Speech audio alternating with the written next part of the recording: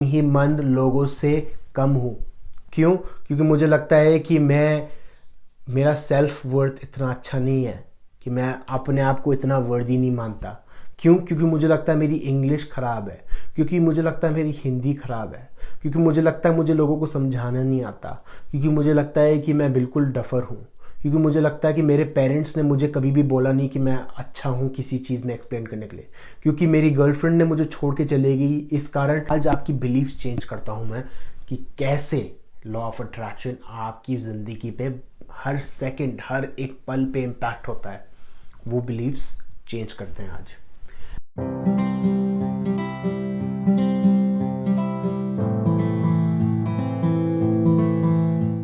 Hello friends, welcome to the vibrational channel. आज का जो वीडियो है वो है बहुत ही इंपॉर्टेंट, बहुत ही अमेजिंग टॉपिक। मैं चाहता हूं कि आप इस वीडियो को एकदम एंड तक देखिए, क्योंकि ये है foundation of law of attraction.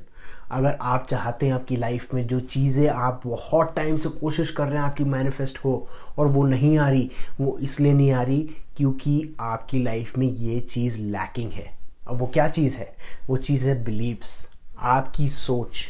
आपकी सोच आपके दिमाग में, आपके अनकॉन्शियस माइंड में, सबकॉन्शियस माइंड में वो सेव्ड है। अब आप चाहे ना चाहे कितनी भी मेहनत करके आप अपने रिजल्ट्स चेंज करने की कोशिश करो, वो चेंज नहीं हो रहे। क्यों नहीं हो रहे? क्योंकि आपकी बिलीव्स वहाँ पर अटकी हुई है। अब उस बिलीव्स को कैसे चेंज करना है उस वीडियो में हम डिस्कस करेंगे।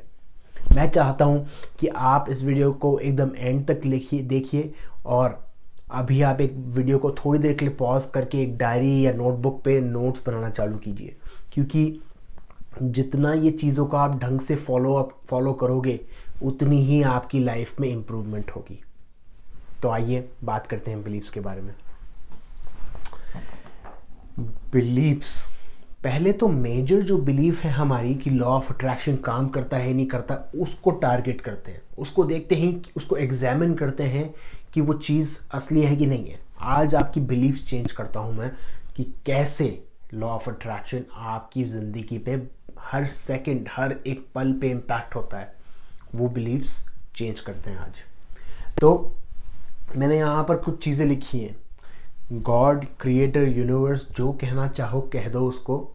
उसके कुछ ना कुछ 5 कैरेक्टरिस्टिक्स हैं, या 5 एक तरीके से उनके कुछ 5 चीज़ों में उनको एक्सप्लेन कर सकते हैं। अगर आप क्रिएटर की बात करें, पहली तो बात यह है कि वो निर्गुण है, उसके कोई गुण नहीं है। ना वो अच्छा है, ना वो बुरा है, ना वो गंदा है, ना वो बेकार है, ना वो बहुत बढ़िया है, ना वो कुछ भी है, उसको आप एक्सप्लेन नहीं कर सकते। दूसरी चीज़, वो निर्विकार है। निर्विकार मतलब ओपिनियनलेस। उसका कोई ओपिनियन नहीं है आपके ऊपर कि आप अच्छे हो कि खराब हो, या हो ये हो वो हो।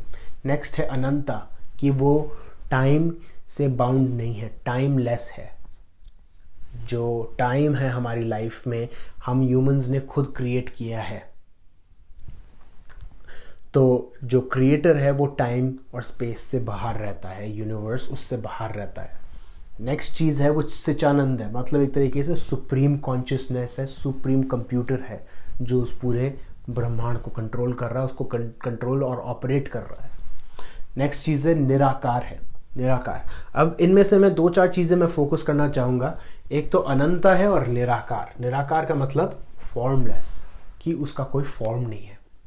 अब आते हैं दूसरे टॉपिक पे, इसको अभी एक सेकंड होल्ड रखते हैं, दूसरे टॉपिक पे आते हैं कि जो एटम है, अगर आप इस पेन इस मार्कर को अगर आप माइक्रोस्कोप के अंदर रखोगे तो उसके अंदर निकलेगा एटम, और एटम के अंदर निकलेगा इलेक्ट्रॉन्स, प्रोटॉन्स और न्यूट्रॉन्स, और उसको और अंदर जूम करते रहोगे, एकदम एंड में रिजल्ट होगा वेव्स।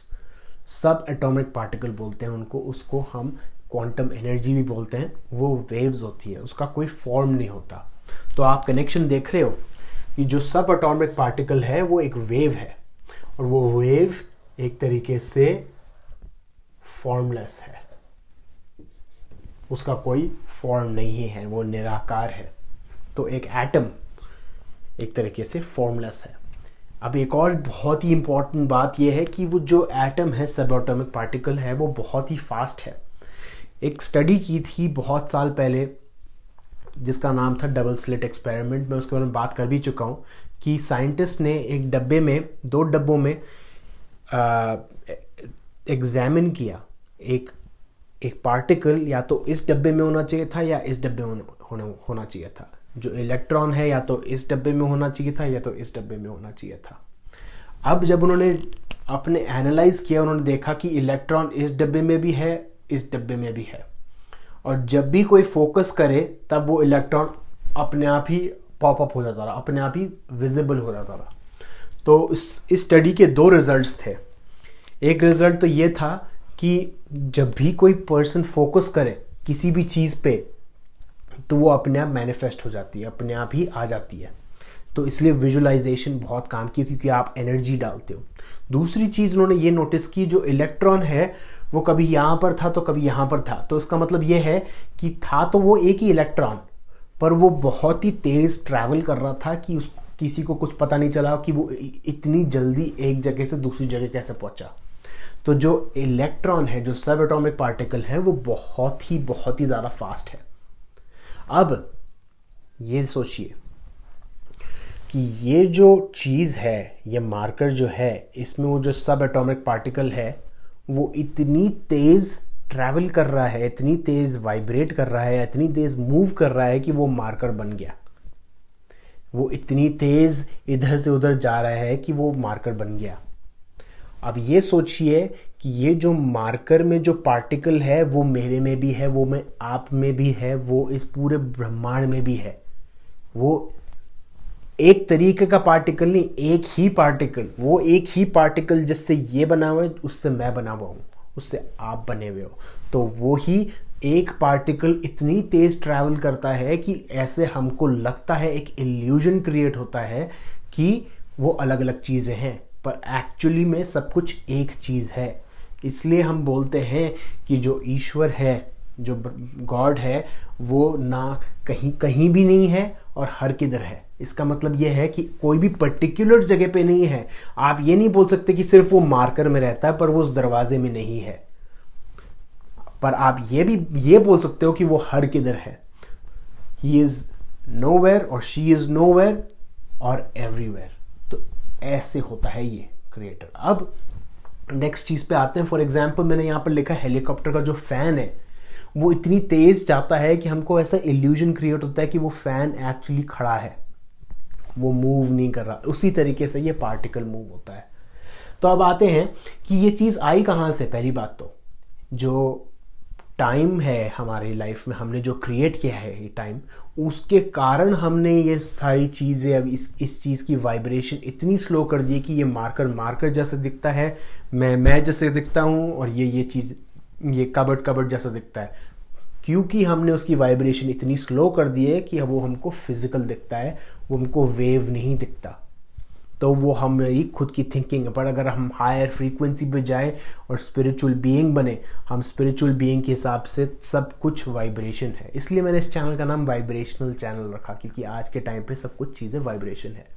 अब आते हैं नेक्स्ट पे। मैं जानता हूँ आपको लग रहा है कि ये बिलीफ से हटकर है, मैं पता नहीं कुछ और ही बात कर रहा हूँ, बट कोई बात नहीं। आप प्लीज़ ये वीडियो देखिए, कंटिन्यू रखिए, क्योंकि मैं इसको एकदम एंड में एकदम टाई अप करूँगा। आपको बिल्कुल समझ आ जाएगा कि कहाँ पर आप चूक रहे हो। नेक्स्ट चीज़ मैंने यहाँ पर लिखी है, यहाँ पर एक अलग साइड नोट डाला है मैंने कि मैं एब्राहम हिक्स की चैनल्स की बात करता हूँ, उनके वाइब्रेशनल लेवल की बात करता हूँ, कि वो बताते हैं कि टॉप लेवल की जो उनकी वाइब्रेशनल लेवल है उस पर लव आता है और नीचे आता है फियर। पर जो गॉड है, जो यूनिवर्स है, जो क्रिएटर है, जो आपका स्पिरिचुअल बीइंग है, वो उससे भी ऊपर रहता है। वो रहता है एब्सोल्यूट लव में, वो ईगोलेस लव में रहता है, वो रहता है वननेस में। वो वननेस में रहता है क्योंकि वो जानता है हर एक चीज़ एक है और कुछ भी चीज़ अलग नहीं है। तो वो इस लेवल पे रहता है। तो इसका मतलब ये है कि वो निर्गुण है, मतलब उसका कोई भी एट्रीब्यूट्स नहीं है और वो निर्विकार है, वो ओपिनियनलेस है। वो ना आपसे नफरत करता है ना आपसे प्यार करता है, पर वो उसके लिए है एक एब्सोल्यूट लव है हर एक किसके लिए, हर एक किसके लिए, मतलब वो एक चीज़ के लिए उसके लिए एब्सोल्यूट लव है। तो उसका कोई भी ओपिनियन नहीं है आपको लेकर। कि अगर आपकी ये बिलीफ है, मान लो अगर आपकी ये बिलीफ है, आप ये सोचते हो कि यार मैंने ना बहुत मेहनत की है और अब मेरे ख्याल से मेरे ऊपर वाला मेरे पे खुश हो जाएगा, अब मेरे को जॉब मिल जाएगी। या अगर आपको ये सोचते हो कि यार उस बंदे ने ना यार 4-4 बजे तक बैठ के पढ़ाई की है, उसने बहुत मेहनत की है, चाहे उसको कुछ याद ना हो पर उसको एग्ज़ाम पास करवाना चाहिए भगवान को, क्योंकि भगवान अगर उसको एग्ज़ाम पास नहीं करवाए तो वो अनफेयर है, वो चीज़ फेयर नहीं है। या अगर कोई बोले मजदूर ने बहुत मेहनत करके उसने रिक्शा चला के उसको सिर्फ 10 रुपये ही मिले, तो यार भगवान सही नहीं है, उसने फेयर नहीं किया। पहली बात तो ये जानना ज़रूरी है कि भगवान कोई बैठ के डिसाइड नहीं करता कि किसको कितना मिलना चाहिए, किसको कितना मिलना चाहिए, इसने इतनी मेहनत की इसको इतना मिलना चाहिए। वो सबको इक्वल देता है। जो चीज़ आपको रोकती है वो है बिलीव्स, आपकी खुद की बिलीव्स। हम ऐसा क्यों बोलते हैं? मुझे इस चीज़ पे बहुत चिढ़ मचती है जब कोई देखता है, जब मैं कोई पोस्ट देखता हूँ कि इस पूजा को करके शिव जी को प्रसन्न कीजिए। शिव जी को प्रसन्न कीजिए? क्या शिव जी पहले से प्रसन्न नहीं थे आपसे? शिव जी या जो भी आपके भगवान हैं, जो भी आप मानना, वो आपसे हमेशा प्रसन्न है, क्योंकि वो हमेशा एब्सोल्यूट लव में रहते हैं।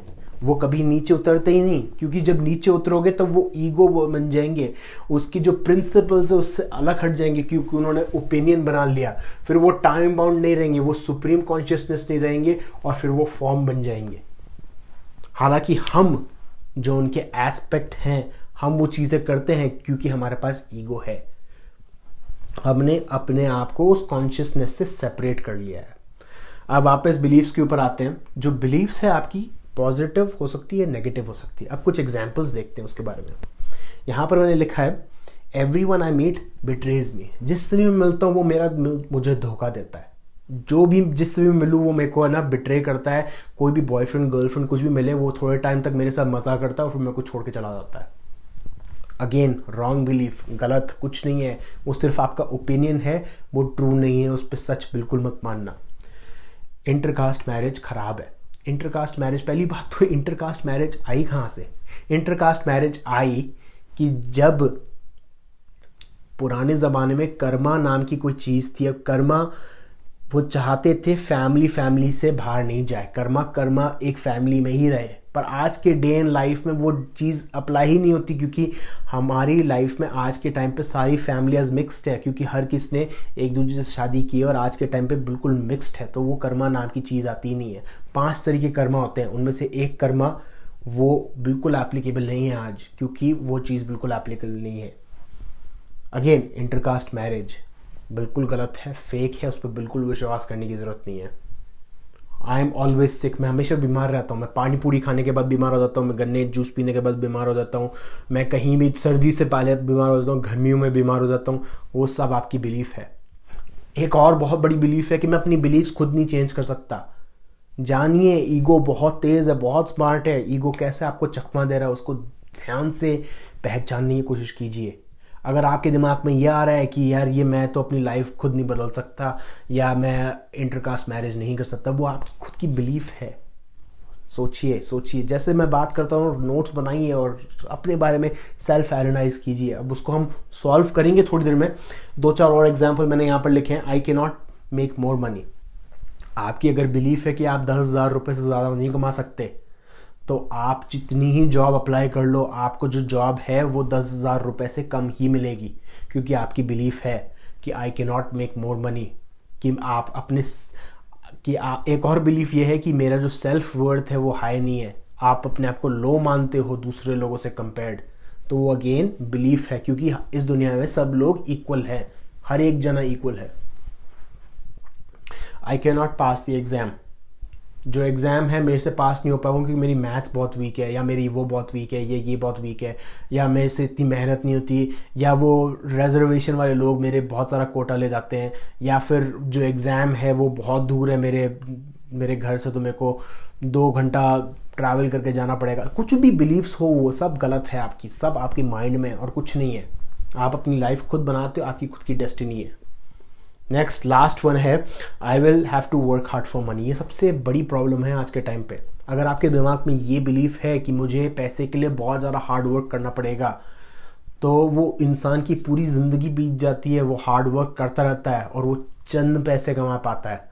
और अगर कई बार तो वो कमा भी नहीं पाता, क्योंकि उसको लगता है कि उसने जो हार्ड वर्क पुट की है वो उसके लेवल तक नहीं थी जो उसने लेवल सोच रखा था। उसके लेवल होगी 23 आवर्स अ डे, पर उसने सिर्फ 20 आवर्स ही काम किया, तो वो सही नहीं है उसके दिमाग के हिसाब से, उसकी बिलीव्स के हिसाब से। तो लॉ ऑफ अट्रैक्शन सिर्फ आपको वो अपनी बिलीफ के हिसाब से देगा, क्योंकि बिलीव्स क्या है, आपकी कांस्टेंट थॉट है जो प्रोजेक्ट होती है यूनिवर्स में, और यूनिवर्स आपको वो चीज़ वापस देता है लौटा के। ये होंगे एग्जाम्पल्स। ये मैंने बता दिया कि बिलीव्स जो है पॉजिटिव होती है और नेगेटिव होती है, और सब कुछ ओपिनियन बेस्ड होता है। अब पॉजिटिव में आपको फीलिंग आएगी एक एक्सपेंशन की, एक कनेक्टेडनेस की और एक फ्रीडम की। पर नेगेटिव फीलिंग में आएगी, नेगेटिव बिलीव्स में आएगी आपको रिस्ट्रिक्टिव, डिसकनेक्टेड और लिमिटेड। आपको खुद को फीलिंग से पता चल जाएगा आपकी, क्योंकि जो बिलीव्स है वो इन एंड इटसेल्फ एक तरीके से बीइंग है, एक लिविंग बीइंग है। वो बहुत स्मार्ट है, वो चुप जाता है अपने आप अगर आप ढूंढने की कोशिश करो। अगर आप अपने अंदर कोई बिलीफ ढूंढने की कोशिश करोगे तो वो अपने आप चुप जाएगा और आपको ढूंढने नहीं देगा। पर आपको उस पर बिल्कुल फोकस करना है और आपको वो बिलीफ ज़रूर मिलेगी। अगर आप खुद कॉन्टेम्पलेट करो, बैठ के नोट्स बनाओ, अपनी बिलीफ्स के बारे में सोचोगे, तो अपने आप ढूंढ पाओगे।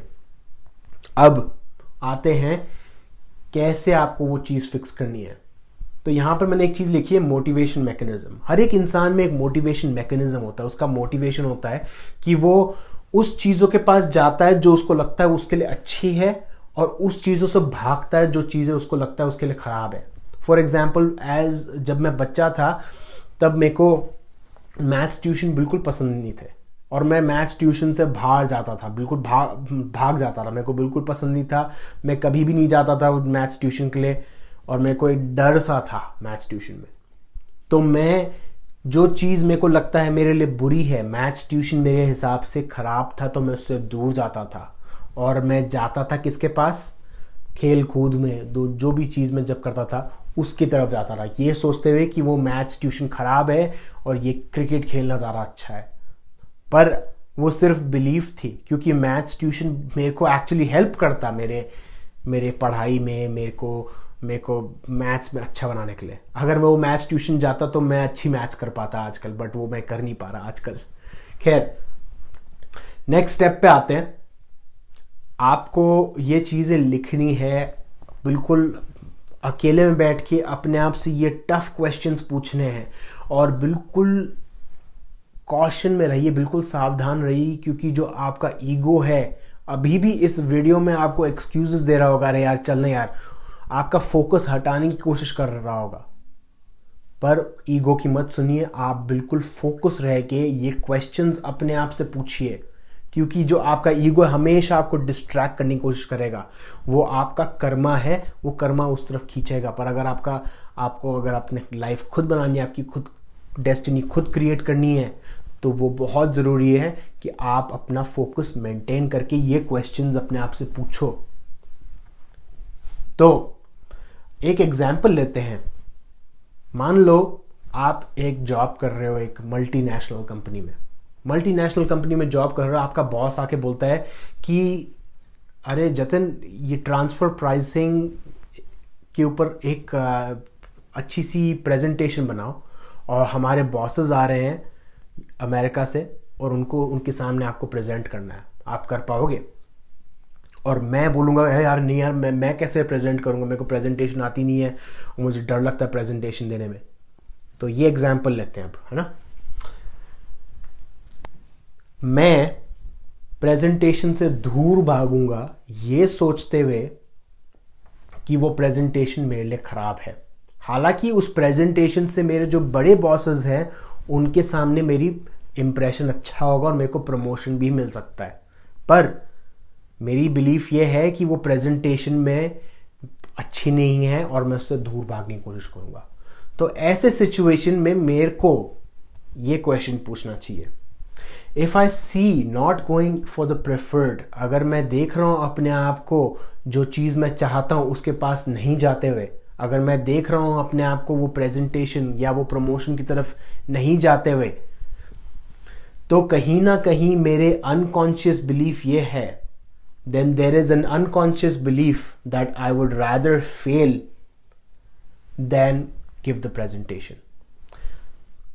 तो मतलब मेरे दिमाग में ये अनकॉन्शियस बिलीफ ये है, मेरे सबकॉन्शियस माइंड में ये बिलीफ है कि अच्छा है कि मैं प्रेजेंटेशन नहीं दूं, और चाहिए तो मुझे जॉब से निकाल दो। तो मतलब आपके लेवल पे जॉब से निकाल दो ज़्यादा इजी है, आपकी जॉब निकल जाए ज़्यादा इजी है रादर देन आप प्रेजेंटेशन दो। आपको पता है एज ह्यूमंस, अगर एक सर्वे किया था कैम्ब्रिज यूनिवर्सिटी ने, उन्होंने फाइंड आउट किया था कि सबसे बड़ा फियर लोगों का है पब्लिक स्पीकिंग। उनको पब्लिक स्पीकिंग से बहुत डर लगता है, इतना डर लगता है कि वो मर भी जाएं। डेथ जो थी वो सेकंड लेवल पे थी, पब्लिक स्पीकिंग नंबर 1 पे थी। तो लोग मर भी जाएं पर वो पब्लिक स्पीकिंग नहीं करें, लोगों के सामने बात नहीं करें। तो ऐसी होती हैं बिलीव्स। पर पब्लिक स्पीकिंग से आपको तो कुछ होने नहीं वाला, वो सिर्फ आपकी बिलीफ है कि वो खराब है आपके लिए। तो आप उस चीज़ों से दूर जाते हो जो आपके लिए खराब है, और उन चीज़ों के पास जाते हो जो आपको लगता है आपके लिए अच्छी है। वो लगता है, वो बहुत ज़रूरी पॉइंट है। अब आपको पता चल गया कि आप कौन सी चीज़ से भाग रहे हो, कौन सी चीज़ के पास नहीं जा रहे।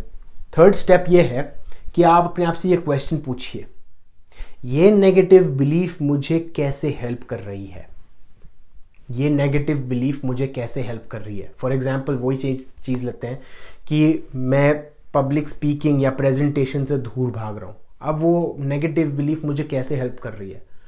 वो हेल्प मुझे ऐसे कर रही है कि मैं अपने आप को एम्बैरेस नहीं करूँ बड़े लोगों के सामने, अपने बॉसेस के सामने, या मैं